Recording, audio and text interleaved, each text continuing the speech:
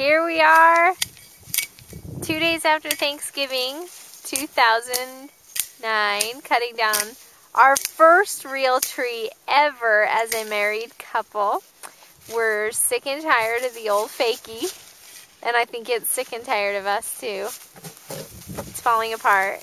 The two girls are totally sleeping from the ride.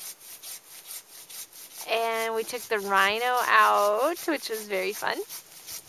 And this is our beautiful Christmas tree. And the big, strong, brawny man. Woohoo!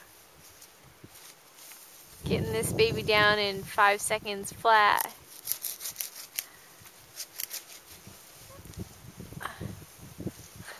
Hi.